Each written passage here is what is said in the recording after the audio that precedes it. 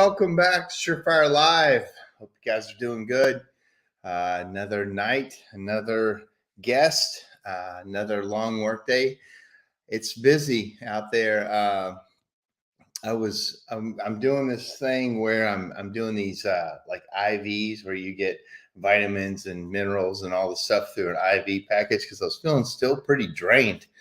I was kind of saying it was kind of still COVID leftover, whatever it is. But it was funny when I did the first IV. Normally, if you ever do an IV, you have to pee real bad, and I didn't have to. So I was like, I must have been super dehydrated. And this lady was in there talking to me about businesses, and she's thinking about starting a business. I said, yeah, I mean, I know a little bit about business. And we started going, and, I was kind of talking about some of the stuff we do. And she's like, well, no wonder you're tired. So I said, I feel myself slowing down just a little bit. So thank you for joining us again tonight. Two-way conversation. Make sure if you have questions to me, comments to Tommy, my guest coming on, or anything. This is just a night to talk chimneys, and in business, and I really appreciate you guys being on. A couple things before I bring Tommy on. My daughter and I have a chocolate company called Poppy and Peep, and I think I've got a link to it right here. We have started 100% we started a Ukraine donation fund, and we started 2 days ago. And 100% of everything we make in this Ukraine bonbon chocolate package goes for these improved first aid kits. They're called IFAKs. And we teamed up with a guy from Nashville, but he's in Ukraine right now. And he said, hey, I need 10,000 of these things right now.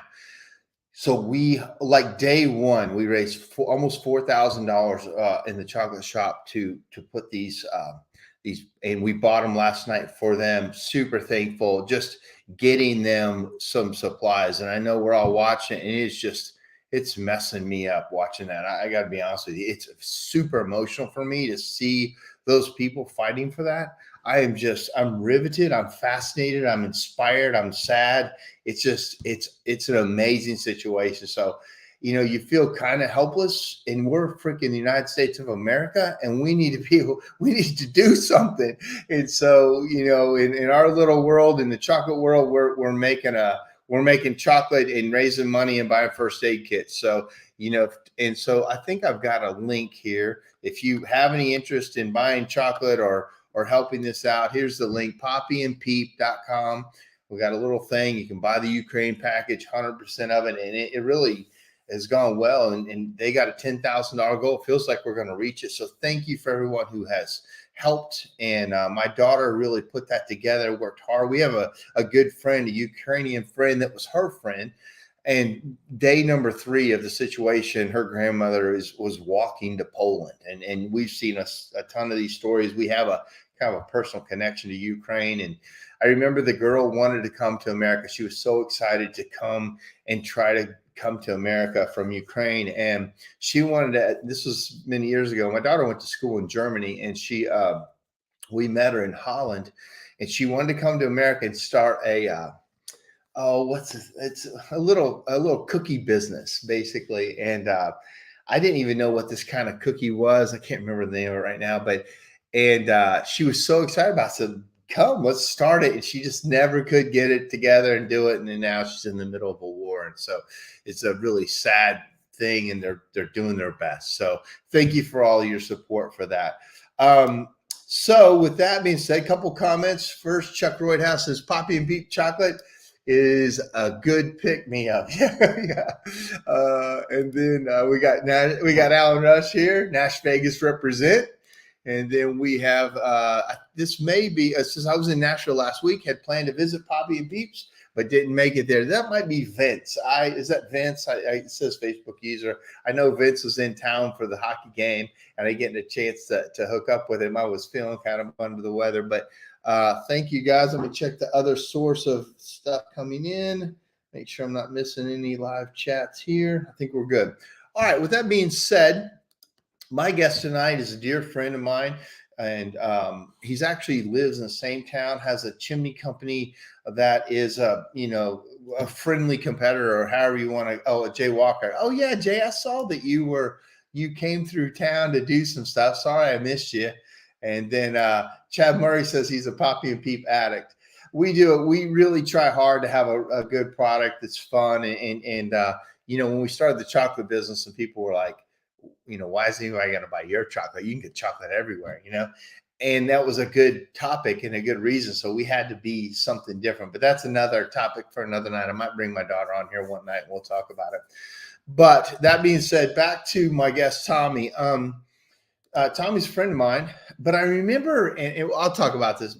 I remember hearing one thing about Tommy before I knew Tommy, and then I knew Tommy, and I'm like, what I heard about Tommy and what the real Tommy were completely different. And I don't know if you've ever run into this, but a lot of times you hear something on Facebook or you hear other stuff, and then you meet him and you're like, what is this about? Well, Tommy has become president of CSIA, and I think he is doing a fantastic job. He is a heart first guy, and he is a good person and doing the absolute best every day. Every day I meet him. So with that, let me bring Tommy on. Tommy Nelms. Hey, buddy. Hey, man. How are you tonight? Oh, wow, man. I appreciate that intro. That was very kind of you. Dude, that means a lot. Just we're volunteers for a lot of things. You and I volunteer for a lot of stuff, for Sweet Boy Cancer, for CSIA. We help wherever we can. You work with the fire department. Was that a volunteer with the fire department, or was that a paid position? It was paid. It was a career, but now I started as a volunteer with the Williams County Rescue Squad. Yeah. Yeah. So, and just in those things, you and I have had a lot of interaction the last couple of weeks, getting stuff off the ground, getting stuff finalized, handling, putting out fires. And I've just been watching you work, and man, I'm impressed. I am impressed with your heart first and your decision-making and action-oriented self. So I think a lot of people on this show know you, but if they give me a 1 minute, who is Tommy Nelms? Yeah. So, man, most importantly, I'm a husband and a father. I took a class that John Meredith taught, and it was like a mission statement.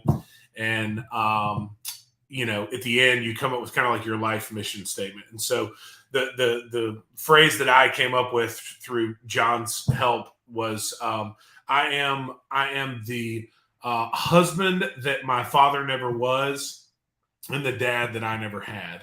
And I'm a business owner with my wife. I get the pleasure to work with some of the absolute best people I've ever met in my life.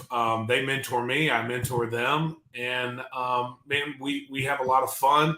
My wife is the brains of the operation. I'm the one that is just dumb enough to try anything. And we've got two little boys, 11 and 9, and they're awesome, man. And so that's who I am.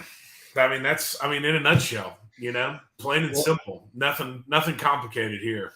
I assure you. Well, nothing complicated, but it's all complicated. It's all kind of, I like, what you said about being a family guy first and a family man. And I know that's a fact. I know that you really focus on that. And, I'm super impressed with your kid. Can you give everybody a heads up on your freaking Boone, on how amazing world class he is at what he does? Yeah. So, we've tried a lot of different sports. Both of my kids are really athletic, but nothing really stuck,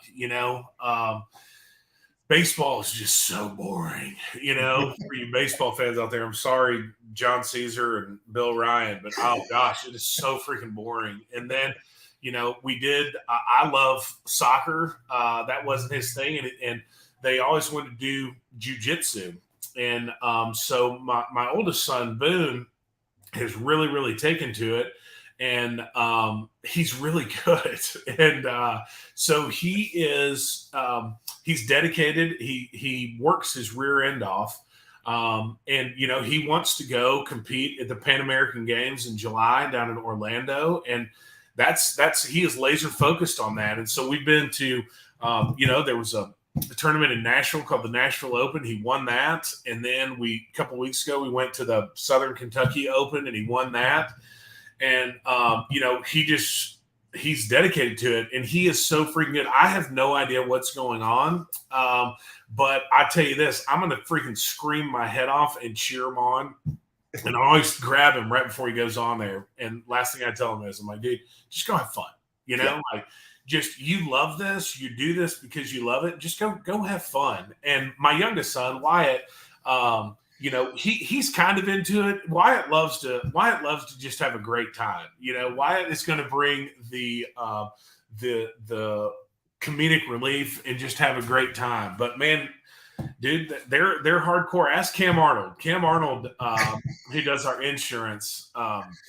Didn't believe that Boone would be able to choke him out, and so he did. Boone, jumped on Cam's back, and Cam said that he couldn't swallow right for like 2 weeks. But so I don't know if that's just because Cam is soft, or if that's because it was a really good, weird. Well, he's soft, and Boone is amazing. When you showed me a picture of him with all those medals, was that one meet or one? No, that was from like the past probably 2 years of oh my gosh. I was going to see if I could. I can. I don't know if it would work through the TV or whatever the streaming. It should work if you show it. It should work. Yeah, it's amazing. Yeah, and you know what, man? The thing is that he's. Let's see if I can put this up. Yeah, there he is. Yeah.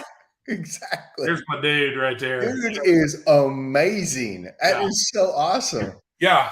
And I've got another really good picture of both of here they are on the medal stand. Those are my two boys right there. Yeah. Yep. And it's why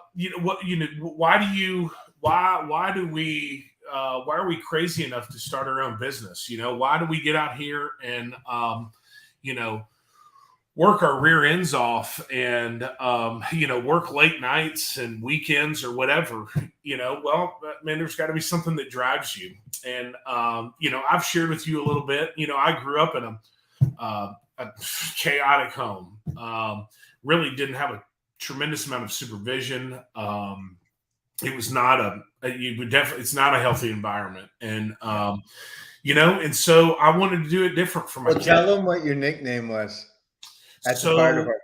Yeah, my nickname at the fire department was Baby Rhino because they said it was like living with a baby rhinoceros because I was just friggin' destructive. And and really, man, here's the deal. I love the fire service, and so every firefighter does something on their day off, right? So I worked 24 on, 48 off, and I did a lot of different things. And I thought, man, you know what, dude, Chimneys, that would be something that would be kind of cool to kind of parlay that fire department experience. And so I worked for a guy. I did that for a little while and then quit and got out for a little while. And I thought, you know what, man, what am I going to do now? And I'm like, I'm going to do the chimney thing. I'm just going to do it myself. And so we started Sweeps and Ladders, which, by the way, that was my wife's idea. Everybody loves our name. And I'm like, I had nothing to do with that. If it's good and it's creative, it didn't come from me, I assure you. But you know how it is when you start, man, you're beating the pavement. And, man, I'm taking every job. And when we started, my wife started doing stainless steel liners. My wife begged me, like, no more stainless steel liners. Like, we make no money doing that. And I was just doing it all wrong. But I was doing it with everything I had. And I made it home one night for dinner.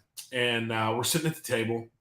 And my oldest son, Boone, looks at me and he said, Dad, are you at the fire hall tomorrow? I said, yeah, buddy, I got to go to the fire hall. And our shift change was at 6 a.m. So I would leave my house at 4:45 in the morning because you get to the fire department at 5:15 or you're late, because you have, like, when it says shift change at 6, that means you're ready to go at 6, not like walking in the door. And he looked at me and he said, can I come visit you where you live? And dude, that was it. That broke me. It broke me. And I told my wife, we had a conversation that night. I'm like, what are we doing? Do we own the business or does the business own us? And we decided, like, look, I can stay at the fire department and I know I'm gonna miss some birthdays. I know I'm gonna miss some holidays. I'm gonna miss several years of our marriage and my kid's life. And or we can pursue this chimney thing full time and just kind of jump in with 2 feet. And so I left the fire department in 2013, and just ran it by myself for a long time. And dude, we just jumped in with 2 feet. It wasn't like I had like this great business background. I didn't go to college. I barely made it out of high school, and but I just had a lot of really good people that helped me along the way. That's what that story about your kids and coming to, can I go to where you live? I remember when I played music, I was playing, I really didn't want to be in the chimney business either. I wanted to be a rock star, of course. That's why I'm in Nashville. And we see how that worked out. But when I was traveling a lot, I was traveling up to the East Coast. So Nashville's a hub for musicians. So all the great musicians come here and you get the band together. And before downtown was like it is, where 300 bands play every night, we all traveled to make something happen. I remember we were on tour. We did stuff with Kenny Chesney and did stuff with, Toby Keith and a lot of big artists. And we'd be gone for 3 to 5 weeks at a time. And I remember my son was real little and I had to say bye to him. And he's like, Dad, please don't leave. How many days? I'm like, I'm going to be gone 31 days. Like 31 days. Like he could not grasp. And I remember just looking at him going, man, what am I doing? Yeah. And, I'm pursuing in my mind something that would help everybody. But in reality, it was a selfish thing. And ideally, if everything worked out, it was. And I remember that was so taxing to just not be in your kids' lives. And so to me, and that part of my life has switched now. So I'm fully into my daughter's life, her businesses, my son's life as best I can. He's still in Texas, but I had to make up ground that I missed early on, especially with the business and being on the road. I have a funny comment from Adam Bergamy. We met him at Maca. I hadn't met him before. And then I saw him again at HBA and he says, low key flex. Both my kids are really athletic. It must be that from their dad. That's awesome, man. So that's funny. That's low key flex. Hey man, dude, they are. And my wife's athletic too. She's really athletic, but girl, you're tall. You guys got big kids. I didn't have that. I didn't have that blood. But so let's talk Chimneys and CSIA real quick. Man, there's been I know some of the numbers that have come through from CSIA over the last couple of months, and they've been record amounts of people, amounts of certification, records amount of people going through school. I mean, it is on fire. What have you found? What's going right? What's going on? Man, I think that it has a lot to do with, number one, we're in a special industry, right? We're in an industry that is very, very unique. There's a lot of camaraderie. There is a lot of, I think Jillian Stewart actually put a post on when she was talking about HPBA, and she was talking about how she was so accustomed to, the chimney industry and how everybody is so incredibly helpful, right? So the CSIA is the beneficiary of having a lot of people all over the country that are big cheerleaders. And what we have seen, and let me also say this, I would be amiss if I did not say, we've got a staff at the tech center that, man, they may not run brushes, they may not climb ladders, but they are so vested in our industry, in the success. And so, like, man, they are, they are fully committed, right? They're like, dude, the Vikings landed ashore, they freaking burning the boats. There's no turning back. And so that's inspiring. And that permeates everything that we do. And so what we've seen happen is, in the past several months, so from our first, when we really first started rolling classes out was the end of January. And to date, we've certified over 100 new chimney sweeps. certified sweeps, brand new. So that's over 100 new people inside the industry. We expanded our training academy from 4 classes a year to 7. They're almost all full. We did the education at HPBA. We're going to be teaching some classes at NCSG. And we are giving CSIA CEUs at NCSG. We're excited about going and seeing that, or being a part of that. And so it's, the momentum is really starting to gain. And I think it's almost kind of like the industry as a whole, right? So our industry continues to grow, it continues to expand, right?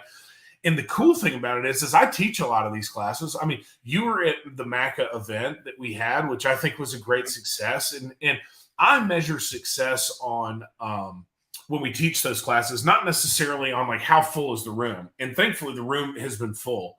Mm-hmm.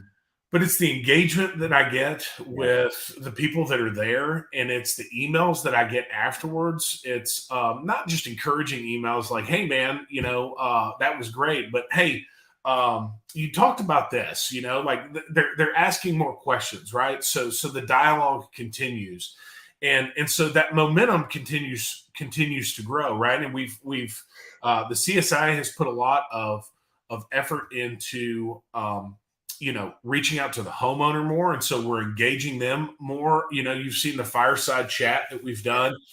If you haven't seen that, go back and watch the one from last week we had with Chief Baltimore, Greg Baltimore. It was powerful, especially when he started. Did you watch it when he started talking about the kids? I haven't had a chance to watch it yet. So he's got 37 years in the fire service total. I worked for him. He was my first officer. And now he's at the top. And he talked about it. I asked him, I said, "Dude, what makes you do this for 37 years? Like, you could leave, you could retire at this point." And it's the kids, right? And what I think, I was talking to somebody about this today. I think it was I talked to Dave Bancroft on the phone earlier today, and we were talking about this. The one statistic in our industry that we're never going to be able to measure, but probably the most important, is how many lives have been saved, how many things have been prevented by somebody, taking the time to train, to educate themselves, and then they pass that education on to somebody else, to a homeowner, right? Well, that's not a metric that we'll be able to measure, but I know that it exists, right? I know that I've got a friend of mine, a neighbor down the street that I've known him for, 10 plus years now. And before we moved in, he used to clean his chimney by lighting it on fire. Now, he still to this day will not let us sweep it. Nope. You're not sweeping. I'm like, dude, I'm not even going to charge you for this. Oh my gosh. He doesn't light it on fire anymore. What he does every year is he calls me up and says, "Hey, I need to replace all my flue pipe," and he just replaces it all. But man, so and when we take that into account and we think about what it is we're actually trying to do, and the importance of our job, and that we're in the prevention business, right? And we're educating the homeowner, we're educating ourselves, our staff. It's so neat. And I think that is, people are starting to really grasp that. I think that they did before, but I think that that's becoming more important. And so people are just really, really motivated. And what we're seeing is we're getting a younger generation of people coming in that are becoming CSI certified sweeps that are so motivated, right? I mean, dude, these people are freaking moving like at the speed of light. Yeah. And listen, I tell everybody, I have no experience being a president of CSIA. I had no experience coming into this thing. I have no idea what I'm doing, but we've got a lot of really good people. We have a volunteer board that, dude, if people only knew the hours and the time that were put into it, they'd be like, I'm not doing that. It's a pretty thankless job. What's interesting? I'm looking at some of our stuff, and we got Chuck Roydhouse, past president, on here. We got Jay Walker, past president, on here. I'm not sure who this is, and so whoever this is, as a past CSI director, I thank you for carrying on the mission of education. Whoever that is, tell me who that is. But there's several. What's so interesting? And I'm past president. a lot of us that are really, really into this are on this tonight. You know what I mean? Guys that have those guys that are on there, and you, me, and then you and Roydhouse and Hall and you, we're all built on what these other guys. It's Jay, yeah. So Yeah. Jay Walker. So well, you were president, Jay. You weren't just a director. Well, I guess that was back when he was president of NCSG and Right. they were together. But Yeah. but to that point, man, there's something that gets into you about trying to help people, and it's not. It's a thankless and sometimes very difficult. You know, you're in the middle of a bunch of fires, and you're just trying to do your best. And like you said, there's no roadmap, and sometimes you make a decision that you don't know how it's going to play all the way out in the time at the moment when we're trying to fix something you don't know. But you know, our best thing is just to keep moving forward and try to get better and try to get better. And the best thing I can say is look at the results. You know, if you look at Facebook or listen to somebody, you might think one thing, but our results show very, very, there's a whole group of people that are very excited about education, very excited about CSI. And Yes. I think you're carrying the torch on with a great heart. And you said something about, I've listened to one of your courses where you talk about perspective and you going into the fire department and that burning house situation and all that. Can you, I love that story. And if you've heard it, I get it. But if I love this story, do you mind telling it? Yeah. So it actually started in when I was a new recruit, right? And so when you're a new recruit, you get hired on with a bunch of people. And of course, you know, the competitive nature takes over. And so I want to be the absolute best. And so we had a training facility. And what they would do is they would go in there, they would basically light the building on fire. And we were doing a scenario where you go in there, you find a downed victim, and you get out. All they tell you is, hey, this house is on fire. You're going to go in there. You're going to search this building. We know somebody's in there, and get them out. No problem. I mean, dude, that's all I heard. I'm like, send me in, right? So here I go, man. I go flying through that door, man.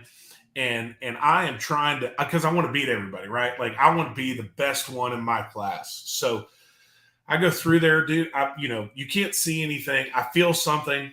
Dude, I grab that freaking dummy. I snatch that dude out of there, freaking toss him out the door. And I walk out of there, dude, and I've got my hands up. I'm like, dude, y'all, no one's going to beat that. None of y'all are going to beat that. And the training captain comes over. He's like, okay, man, yep, really good job. You did it in like, a minute and 4 seconds. Great job. And one problem. I said, oh, what's that? And he's like, well, there's like 3 other people in there that you didn't even bother to look for.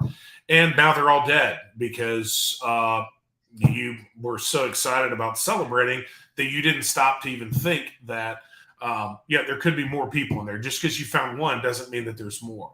And dude, it was a humbling experience, right? And I mean, everybody, the instructors are pulling the other ones out of there, and the whole message was that tunnel vision is a big deal, right? We get tunnel vision in business, we can get tunnel vision in personal life, in anything that we do, right? This, as CSI president, I can get tunnel vision on one thing, and so it's important to develop the skill of constantly challenging your own perspective, right? So if you are at a point where every decision you make, you're going to weigh it in the balance, right? Okay, what are the pros? What are the cons? Sometimes you do it really quick. Sometimes you do it methodically in a slow process, right? And listen, man, some people are faster at it than others, whatever. But you're still doing it. You're still going through that exercise. But a lot of times you don't really challenge yourself too hard. Right. And the whole point of that class and why I think that it's such an important leadership trait is that you constantly have to challenge your perspective because there's always another way to look at things. Yes. Always. And don't get so focused. Just because you think you may have found one thing, you may not have solved the problem. You may cure a symptom, but if you don't solve the problem, the symptoms are going to start manifesting themselves in other ways, right? You found one victim, there may be more.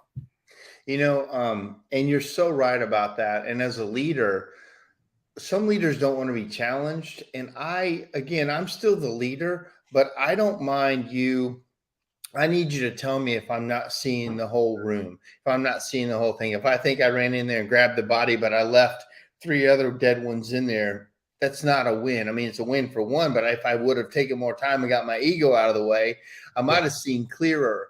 And getting your ego out of the way in leadership is one of the hardest things, because you have to have somebody else challenge you and make you realize that you've got an ego blind spot. And my daughter and I are in business, and she's not used to being challenged too much. It's her way. I mean, she's the smartest person. I'm actually the dumbest person on earth as far as it goes in business. I don't know if you know that or not, but I really don't know what I'm doing. And so she like today we had a situation where we're trying to do something different. And I said, hey, I like this idea. It was a way to our website could work. And I'm working with a guy and it's really cool. And she's like, bad idea. I'm like, that argument isn't going to work. I need more detail. And, so she has to, I said, look, every idea you have can't be great. And every idea I have can't be bad. It just doesn't work. And she's really benefiting from somebody challenging her. But I can tell you this, because a lot of business owners don't have somebody to challenge them, and they don't have mentors. They don't have anybody to question them in a way that you open up your mind and change your perspective. But I need that to happen. Let me read a couple reviews here, a couple things. Chad Murray says this: you guys talked with such a humble vibe and give everyone the credit, but in reality, you guys are worthy of your success. Thank you, Chad. I appreciate that. Yeah. I like watching Chad learn too. He's on a mission too to figure out, to help people, but also learn in his own way. And it's interesting. Chad is really trying. He's not new at the business by any means, but he's also open enough to challenge his perspective, open enough to look at things different. Although he may be set in a certain way, he's willing to change his perspective in the pursuit of being better. And I think that as a leader is very interesting, is very necessary. Jay says all avenues make the positive avenues of education. So to that point, for us to educate people, it's all getting better. And we're standing on the shoulders of other leaders that have got us to this point. And ideally, if we're good stewards of the torch, then we take it a few steps further down the road, and then we hand the torch to somebody else. That's it. Jeremy Maynard says, challenge your own perspective. I like that pretty powerful. Yeah. So talk about, let's talk about leadership of young men. You have a young, amazing crew. You're the old dog. Yes. You're the silver hair. You're the gray beard. Yeah. What's it like, and how do you challenge your young guys, and how do you lead such a young crew that's really strong young men? How do you do that? Yeah, well, so I used to have red hair. They tell me every day I look more and more like Santa Claus. It's it's just like it's gone. My beautiful Irish hair. Red. Well, dude, it's not what it was, but hey, neither am I. But man, it's you taught me, or you taught a class, and thankfully I listened. That and your message was you don't have to be right all the time, right? And so we have a team of people here at Sweeps and Ladders. The oldest person I have is 25.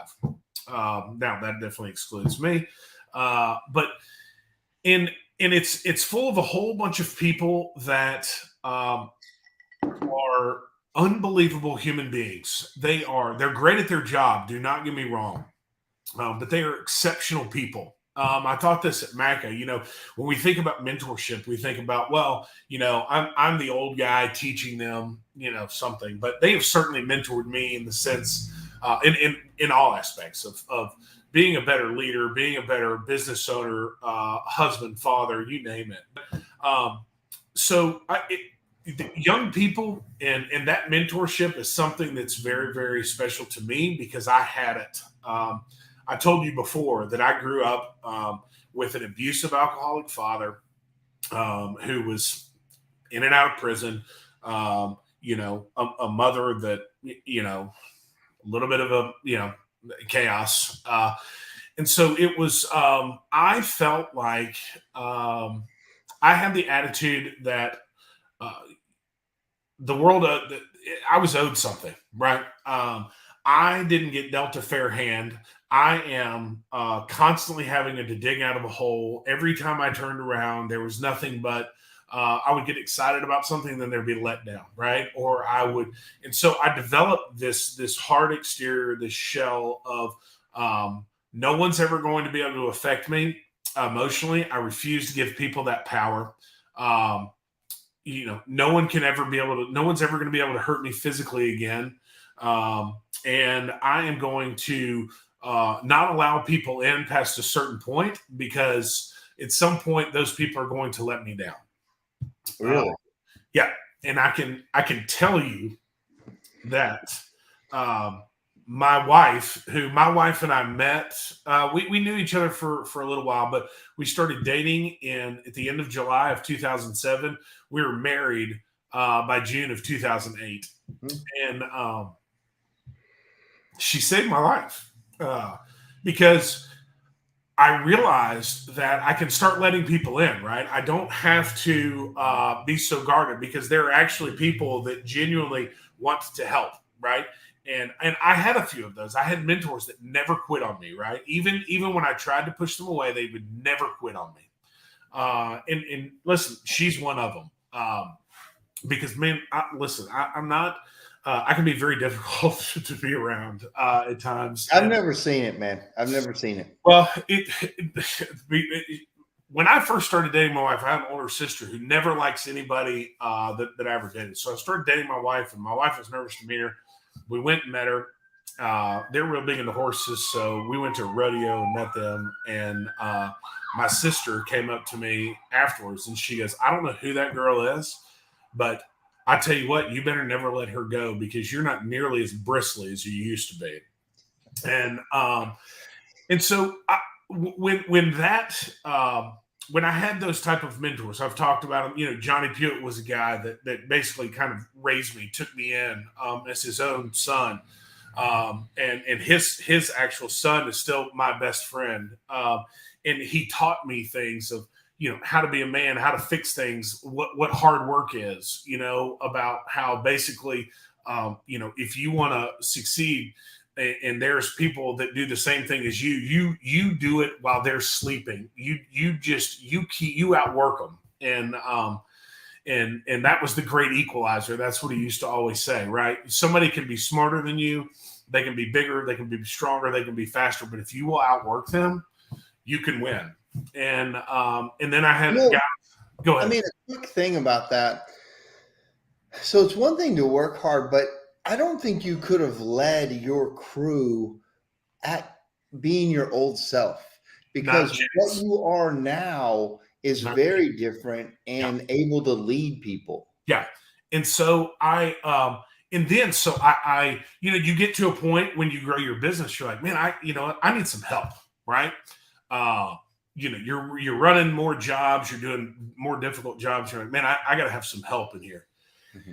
And, we get our jobs hard, right? And so you're going to get people that are going to come, they're going to have a little grit to them, right? They're going to be people that aren't afraid of hard work or getting their hands dirty. So I started hiring these young men, and I quickly realized that, dude, these young men need more from me than just, here's how you drop a stainless steel liner. Here's how you parge a smoke chamber. Here's how, you run a brush up a chimney and run a camera. They need more than that. They need some stability. They need someone who is going to, yes, at times chew them out, but also throw their arm around them and love on them when they need it. Right. And I quickly realized that, man, like I really enjoyed doing that. And so I've got, most of our people are from, they didn't have easy childhoods either. Right. I don't want any pity. But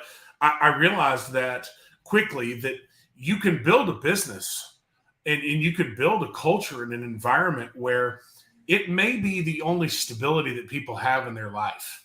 It may be the only place that they come to in their entire life, especially young people, where when you tell them you're going to do something, that you're going to do it, and they don't expect to be let down.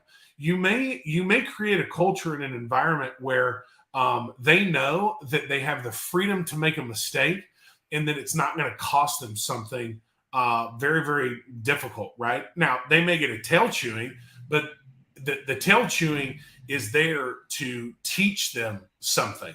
And what you're going to find is when you do that, that these people become more than just butts and seats, right? They become your responsibility. And you will watch them, and you get to watch them dodge things that maybe you ran into, right? Mistakes that you fell into. I recently watched a thing from Simon Sinek, and at my talk at MACA, I brought her up in my course where, as we grow these businesses, I don't really see many of my customers. And when he asked, when you talk to most CEOs, what's the most important thing they do? It's like, we take care of our customers. We take care of our customers. And I may talk to one customer a month, Yeah. and we're doing 300 jobs a week. So what he says is, the most important thing for me is to take care of my people who take care of the customers. And when I heard that, I'm like, I felt like that way, but really, when I really think about it, that is my job. And I'm going to be honest with you. I mean, this week I got really pissed at at a situation that was happening, and I let everybody know it. And I had all attention and all eyes and ears were on a situation that I was fed up with. Yep. Well, I can tell you that a couple people came to me afterwards and said, "Man, that is some strong leadership." And I'm glad you said that and got mad. And it's a rare day for me to get mad, but I was pissed and sick of it and tired of a situation that just kept coming up. And to your point, sometimes you got to chew and make sure they understand you care enough to get mad. Absolutely. There's two sides of it. If you're always mad, they don't listen to you. And if you're always happy, you lose. Like, nothing makes this guy upset. So there's a time and a place to get mad, and get mad publicly, to know that, because like you said, these guys and girls, sometimes work is the most solid thing in their life. That's right. And they've never had a strong male in their life. They may have never had strong leadership. Or even if you have had that, it's always good to be with a good leader. Like, man, I love being around a good leader. It's like a warm blanket around you, and you're like, yeah, man. And I think you're a great leader, and I'm a good leader, but I can follow you as a leader too, and I can be your right-hand guy. And Chuck Roydhouse, to that point, when other people are leaders, he can be that field general right there behind you helping. And Right. That's a good leader, can also be a good follower. And I think that you, to your point with young men, chewing a few butts, holding them accountable. Yeah. You've got some great stories of guys that needed it, right? Man, yeah. And I tell you what, dude, the coolest thing is watching these young men and these young women that at first they resist it, right? Because they're going to put up that wall, right? Hey, man, you're getting too close. But once they trust you, right, and they understand that you're not just chewing them out just for your benefit, you're chewing them out for their benefit, right? Yeah. I mean, I know that sounds crazy, but it's a fact. And they understand, they see the vision at the end, right? They see that this system works, right? Like, you've taken me with your support and encouragement, point A to point B to C, and you lay it out there in front of them. And dude, they start to believe in themselves. Right. And when they start to believe in themselves, man, you can't, it's like a horse that wants to run, man. You just let go of the reins and just let it go, I'm so grateful that they have allowed me to be a part of their life. And I tell them all the time that, yep, when you show up to work, you come to work for me and Becca, but I promise you this, when I come in here, I go to work for you, because if you don't do your job, I can't do mine. And if I don't do mine, you cannot do yours. And they are just they're killing it. I say it time and time again. There's so much just garbage that gets thrown on them. Like, oh man, our country is screwed when these people take leadership roles. I can tell you this: if they're anything like these folks that I get to work with, we're going to be just fine. And they're going to take it. They're going to run with it. They're going to do it differently, but that's okay, right? And every leadership style has to adapt. It has to change. It has to evolve. And sometimes, I think I told John Caesar this. The org chart, right?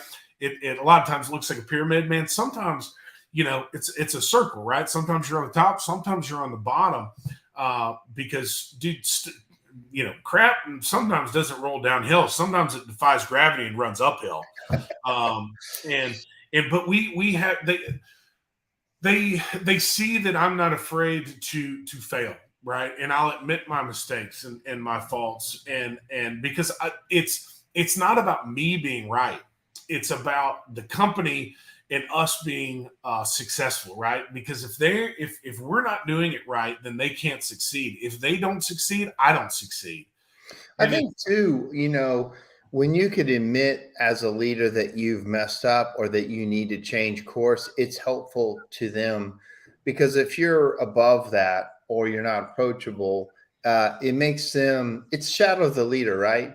My company knows, we're okay with mistakes, let's try to make new ones. But, and I get mad if we're making the same old ones over and over. But we're not afraid to make mistakes, and I've made every mistake in the book, and so have you. Yeah. And to act like these new guys can't make mistakes, and I got really upset at a situation, like I said yesterday, and I didn't call the guy out, but we post pictures of our quality control stuff on a TV once, ideally once a week. COVID's messed a bunch of stuff up, but we show pictures of what's good and what's bad. And this one situation really got me mad because it's so unacceptable. And I felt like I was punched in the gut seeing this thing that happened. And after it was over, the guy came up to me he came up to me, he goes, "Hey man, that was my job. You can punch me in the gut if you want to." Yeah. I own that. I was early on. I did not understand the importance of what I was pointing out and what I was so mad about. He said, "I got to tell you, man, I just ran into a problem that I wasn't sure how to handle." And I said, "Why didn't you reach out to us? I can't have eyes on 30 some trucks out there. You knew you were in a weird situation and you didn't reach out to this wealth of knowledge." And he goes, I will now. I was nervous. I just got in the truck. I didn't want to lose my spot, blah, blah, blah.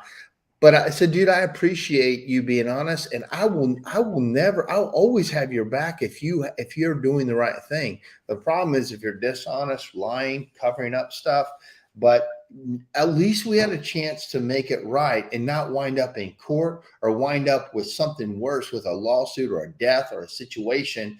It wasn't super bad, but it was embarrassingly like, you can't do this kind of thing. Right. But it helped that I got mad, and it helped so much that he took total responsibility, and we worked it out. He's going back to make it right. And that's all we can do. Let me just say something. Well, go ahead if you had a response to that. No, I was going to say, dude, that's a guy right there that you want to help, right? That's a guy that took a step back. He's challenged his perspective. He said, "You know what? I made a mistake. There's other ways of doing this." That's a guy right there, dude. That's a guy that you can go to work with, right? Yeah. And that you can do things with. And again, those guys need leaders that are humble enough, but hold them accountable, but also care about them as people. And I've learned that's like my favorite thing now. Let me say a couple things real quick. Chad Murray says he's got 19 CSI certs now, 20% of CSI this year. Yeah, great job. From January through now, that's 20 guys in. That's awesome. Question: can Tommy comment on NCSG?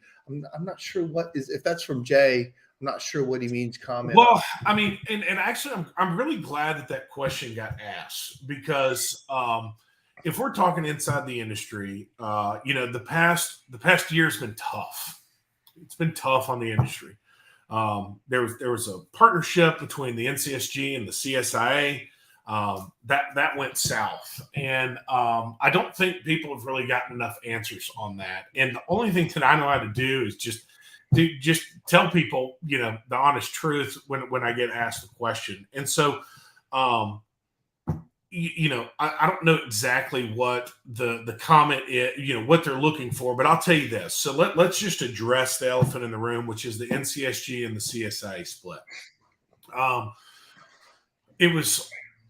It's been hard on the industry. It's been tough. It's put people in tough spots. It hasn't been easy. It hasn't been easy for NCSG. It hasn't been easy for CSIA. Why did it happen?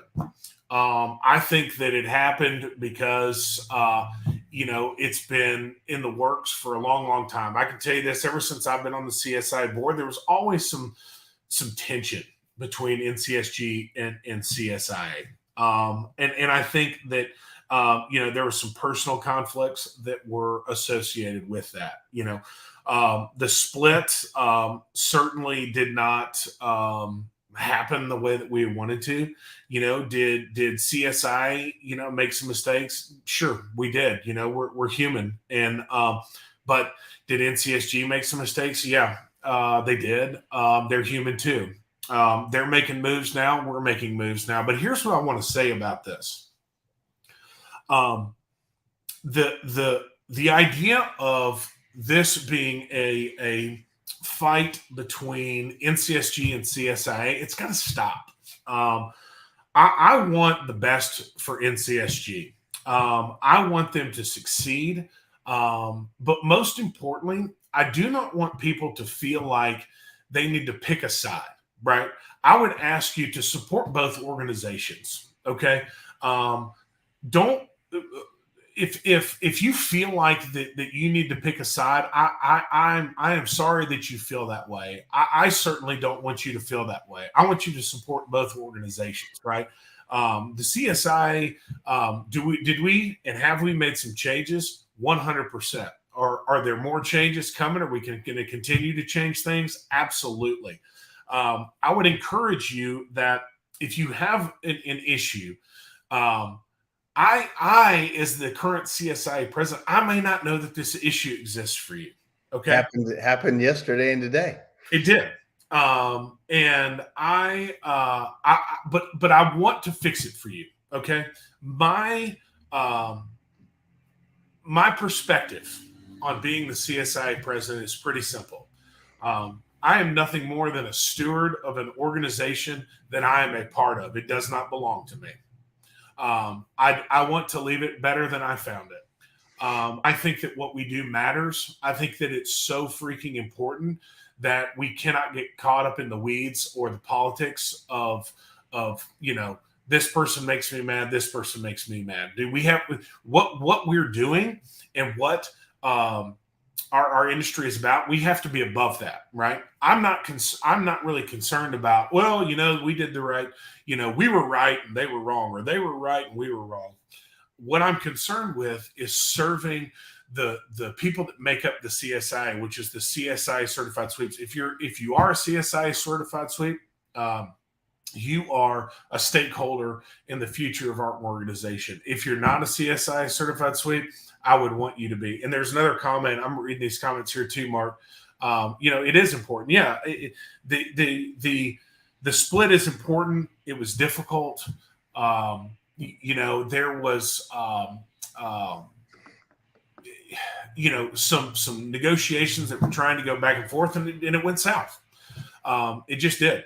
For a lot of different reasons. There was some personal from way back that caused a lot of that. But I would like to say something about it, because there's a lot of people really, really trying, and everybody on both boards has the heart to give, or they wouldn't volunteer and put up with this crap.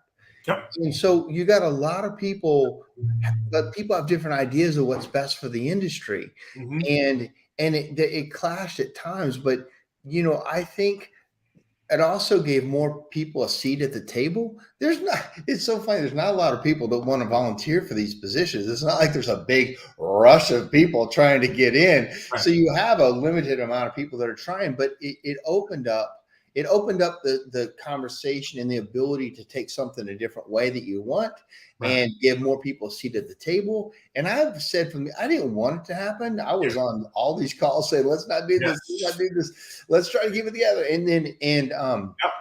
But when it did, I'm like, this isn't a bad thing. And I think you said it perfectly.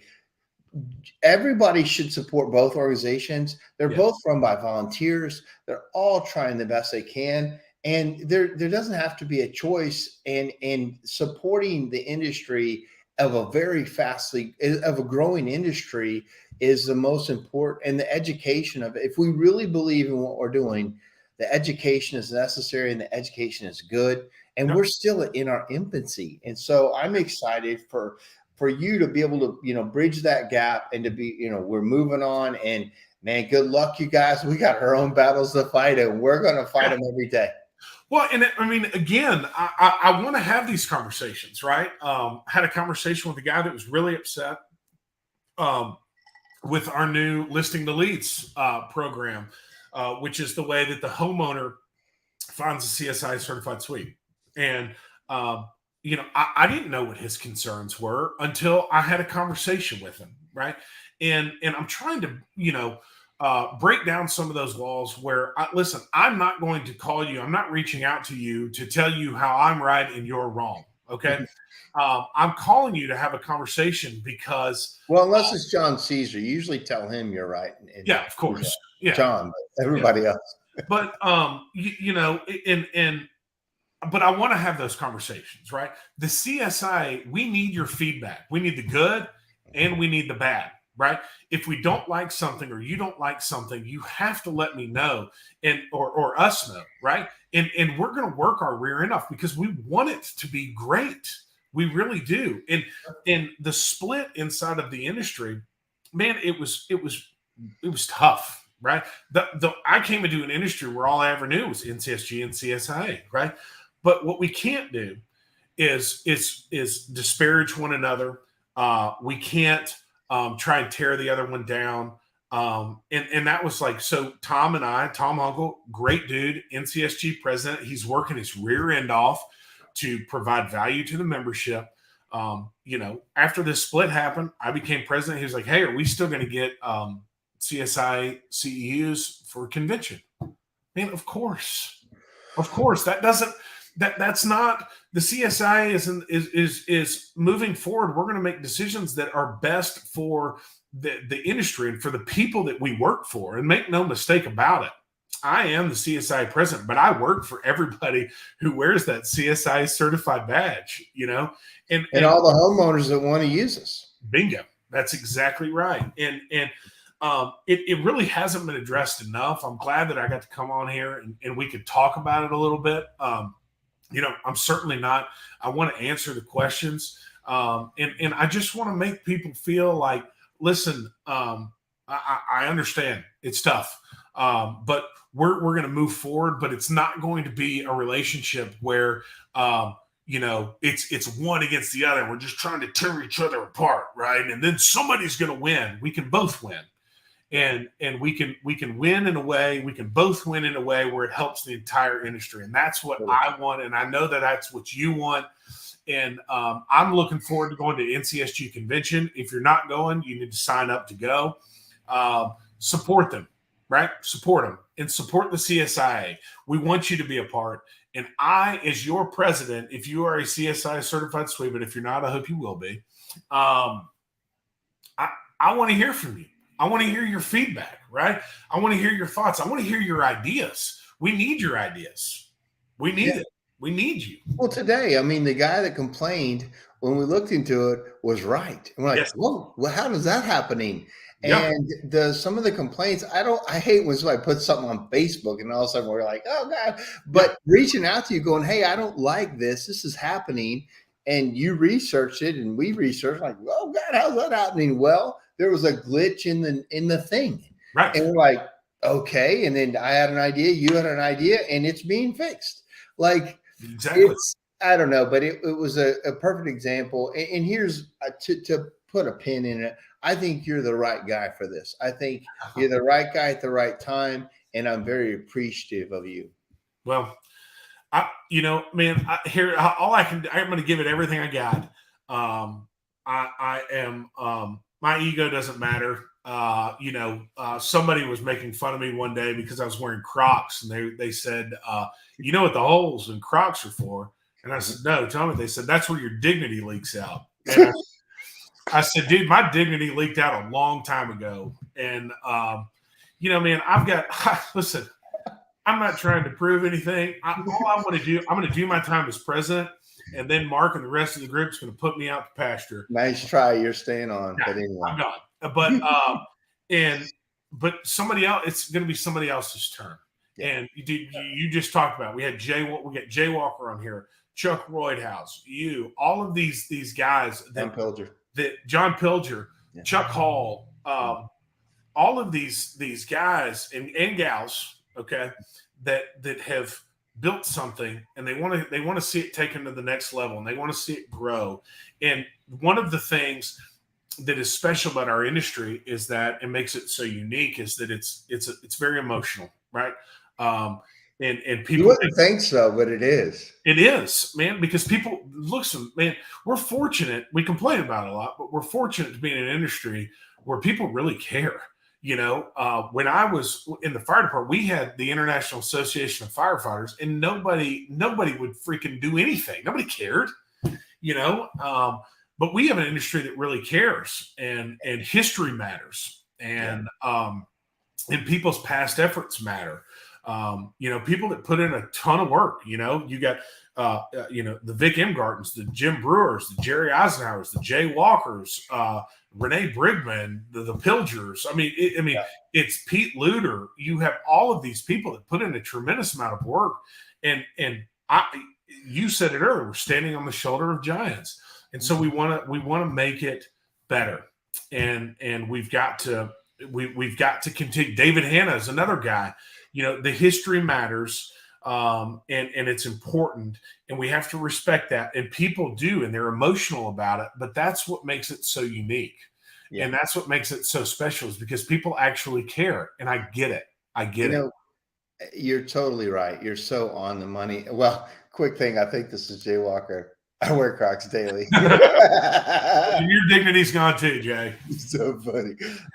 And I believe he said it does matter. Yeah. And I was at HPBA, and we haven't had a national event for a couple of years, and that's not normally a big chimney one, but man, I just saw so many people. It took me 2 hours to walk about 100 feet in that show, because all of a sudden everybody is seeing each other and catching up. And we're such a social bunch that it's very different than I think anything else. We are very social. We're a bunch of weird, very different backgrounds. Everybody fell into the chimney business backwards. Nobody meant to get in this business. It just happened to pop up in our lives. And here we are doing the best we can every day.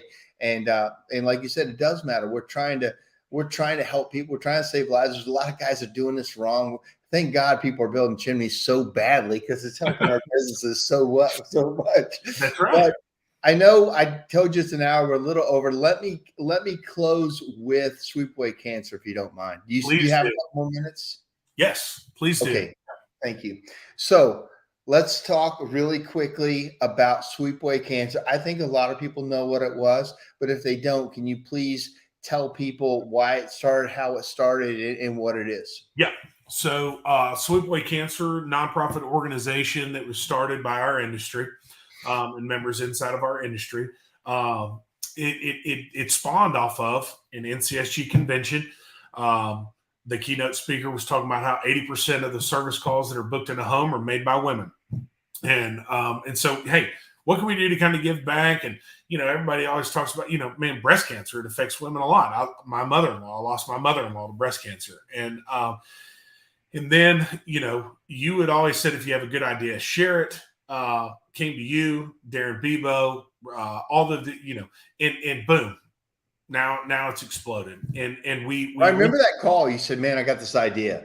Yeah. He goes, I think it's gonna be sweep away breast cancer at first. Yeah. You're Yeah. like, man, can we get the whole chimney industry involved Yeah. in this thing? And we wear pink and we do sweeps with it. I'm like, man, I think it's great. Yeah, I'm in. How does this work? And Yes. we went from there. So what we realized pretty quickly was that the first year we were able to raise, I think, $10,000, and we donated that to the National Breast Cancer Foundation. And then we realized, like, it's great to give money to research, okay, but we want to impact the people that are in the fight right now. How do we do that? Right. You were talking about it earlier, Ukraine, right? Could we donate? Yeah, we can. But man, sending a first aid package or food, that helps people that are in the fight right now. And so now what do? We raise money and we cut checks. We help the people that are in the battle, because if we can intercede for just a moment and give somebody some temporary relief in the middle of that fight, where they don't have to worry where their next mortgage is going to come from. They don't have to worry, how am I going to pay this medical bill?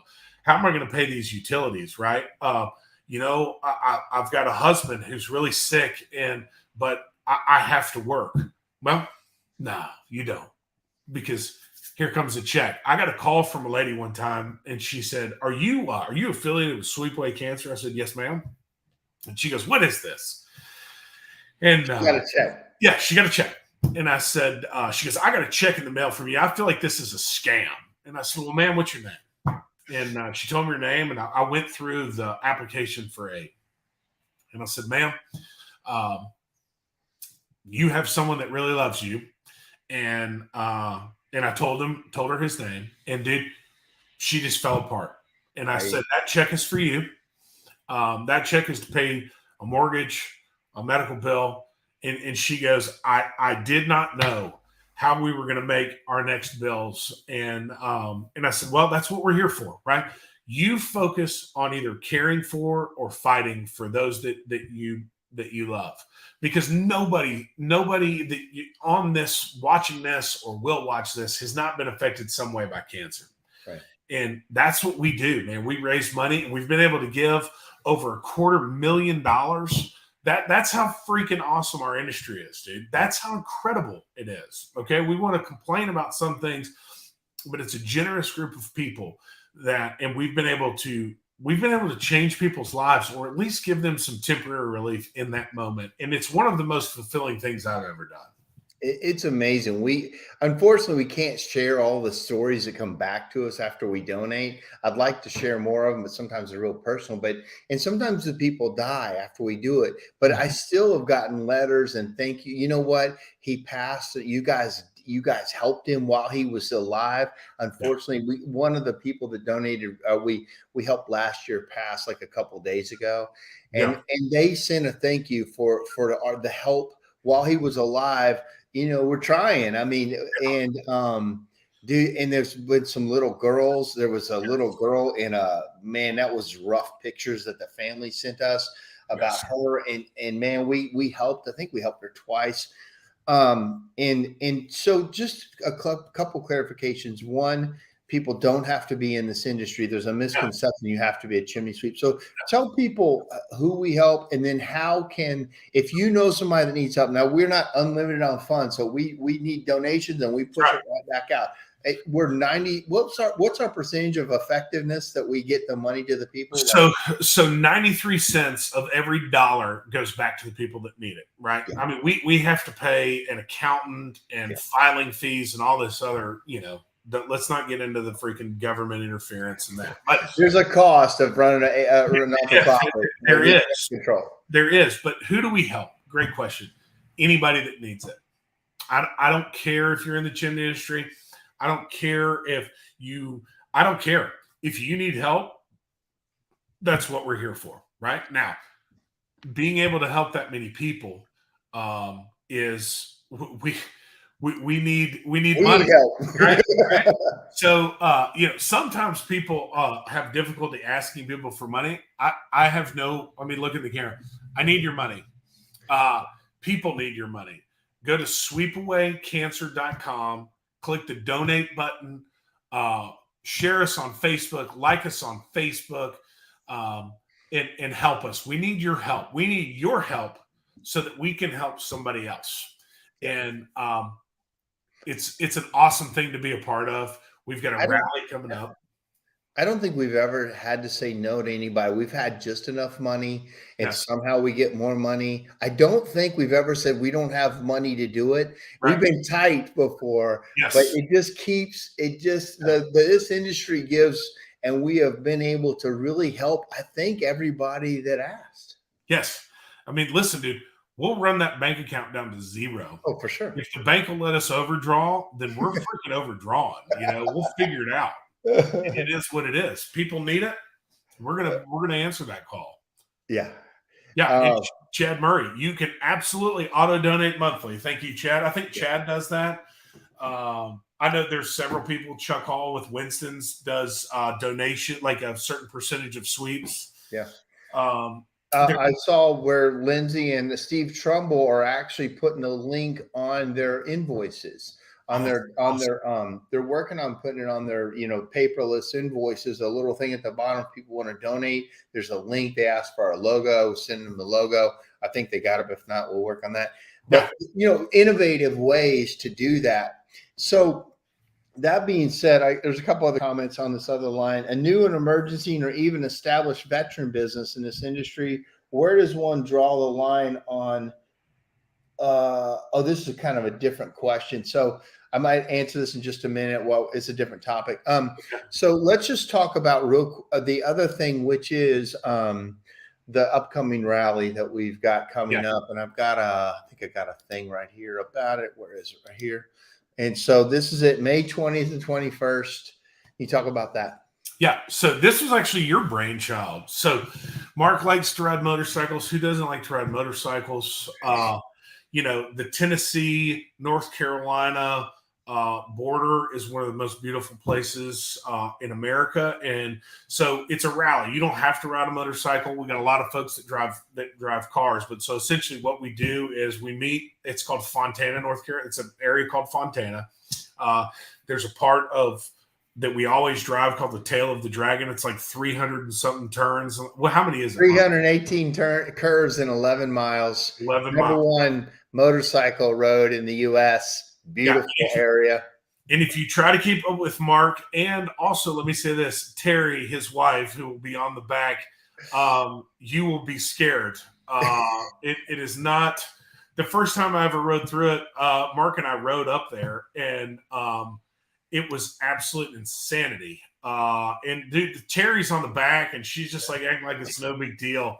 And I am white knuckling the handlebars. But that's right. You had your Indian. You were on your Indian. Yeah. And but so we go up there. We will on Friday night we'll do a barbecue.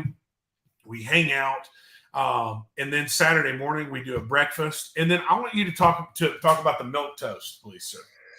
So a good friend of mine used to ride with us all the time, Jim Robinson, longtime chimney sweep, had Santa's friend out of Mississippi, good guy, good solid dude for the industry. And he was kind of the first guy that died from cancer. In fact, I was supposed to go on a ride with him to out west. And right before the ride, he said, Mark, I'm not going to be able to make it. I went to the doctor and he said, I've got some serious issues and I can't make the ride. I said, Jim, maybe you should make the ride. And if in case you can't do it again, he goes, man, I'm just in too much pain. I can't do it. I said, I understand. Unfortunately, Jim Robinson died. Well, before that, on every time we went on a ride, Jim used to be a dairy farmer. And so he loved milk like nobody I've ever seen. Dude would drink a gallon of milk a day. And so we'd be on this ride and he would just slam the milk. I'm like, I like milk, but you're on another level, brother. Yeah. And it's so funny, at night before we went to bed, he would just ghost us. He wouldn't tell us he's going to bed. He was like a farmer. At 8 o'clock, that dude disappeared. He didn't say good night, nothing. It was like, where's Jim? Gone, bed. Up early in the morning drinking milk. So the very first Sweetboy Cancer we had, Jim, we try to find somebody that we can make the honorary, person that we're honoring that passed for the year. So that year it was Jim Robinson. So I said, you know what? Let's toast. And I asked the place to bring us all shot glasses, and we put milk in it, and we toast to Jim Robinson every morning before the ride as a good luck, as a tribute to Jim. And not everybody likes milk, but it's a great thing. We toast. We have a milk toast. It's awesome. And it's part of honoring, those guys who have passed. And we've had several, people that we try to honor on the rides. And I just think it's a great opportunity. And you can drive a chimney van. Yeah. You can do anything. And we're getting a longer and longer train. Chuck Roydhouse brings sports cars. His son brought sports cars, yes, motorcycles, vans. Well, the first year, Jim's family came and they just drove a minivan behind us. And you've driven your Jeep. Becca's helped set up the lunches, and whatever it takes. It's really not about the vehicle, but we sure do have a lot of fun. Absolutely. And it's a lot of fellowship, and it's one of the most beautiful areas of the country. And it's coming up May 20th, 21st. We're going to put some links out there if you're interested. I'll talk about it a few more times, because we raise money through ticket sales, through shirts, through donations, and it helps us just keep giving to other people. And anything else you want to say about the rally or Swoopaway Cancer? No, man, please come. It's so fun. It's nice to just go to something that's social and for a good cause, and it's a beautiful area. And listen, dude, bring your family. I will bring my wife and my kids. They will 100% be there. And we have a ball, and we ride on Saturday, then we come back and everybody hangs out and eats, and some people stay and they ride on Sunday too. And it's just a great thing. And whether you come to the rally or not, I would ask you to please get involved with Sweepaway Cancer. $5 can make a difference. $1 can make a difference. But also $1,000 can make a difference. All you rich guys out there. Exactly. Yeah. 10,000, 100, whatever. Don't be shy to put some zeros on there. I promise you it goes to a good cause, and it's a write-off. Yeah. If there's some oligarchs out there that, need to spend some of their cash, we'll take it. Right. Yeah. It's a great thing to get a part of, and the more momentum we build, the more people know, the more money we can raise, and then also the more people we can help. Right. So share us on social media, on your page, tell your friends about us. Let everybody know that we're here. We're the only trade that is doing this. That a trade that has basically said, hey, listen, man, we're putting all of our other differences aside, and we are going to join forces for something that matters. Cool. And to that, if you know somebody that needs help, on swoopawaycancer.com, at the top corner, it says submit application. That is what you do if you want to put somebody up. And it can be the person that needs the help, but usually it's somebody else trying to help somebody, and they say, hey, this person, we ask for just a little bit of background, and then we cut checks. And yes. I think that was a great thing that you had an idea, and having me part of it. And it's really successful. It's neat to see so much support in the industry, and people wearing the Swoopaway Cancer shirts and talking about it and supporting it. And it's been really amazing. And I think this is Jay says, miss Jim. And Jim was a good dude. I miss Jim too. He was a solid guy. And so, man, thank you so much for your time. I appreciate you, and I appreciate what you're doing. Like I said, you're the right guy at the right time, and I'm looking forward to what's coming for us. Well, thanks for having me, and thanks for the questions, and everybody that watched. And man, give me your ideas. Give me your feedback. How do people get in touch with you? You probably email is the best. Tommy at sweepsandladders.com. Let me create this real quick, Tommy. Okay. Yeah.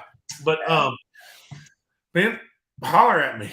Let's talk, man. And if you've got a great idea or you want to get involved, man, listen, we'd love to have your help. This organization, CSIA, if you're not CSIA certified, man, we'd love to have you. And if you have questions about it, you can reach out to me. And man, we're just trying to make a difference. Yeah, well, you're doing it. You're succeeding at that. So thank you. Oh, thank you, man. I appreciate it. All right, Muddy. Have a good night. Tell Becca I said hi. Tell Boone to keep kicking that butt. And I will. And your boys are awesome. So thank you. And thank you for the low flex, as Adam said. Yeah, there you go. That's right. All right, see you, man. See you. Man, big heart. That's what this industry is about. Guys like that. There's a bunch of those guys. Tommy is that, and this industry is different in that way. And and there's guys out there watching this, guys, ladies out there watching it. And feel free to reach out to us and say, man, put me in, coach. We'd like to help. We have committee work. We have, there was recently at the MACA event, there's a new combat veterans nonprofit charity thing coming out that you're probably going to see in the industry.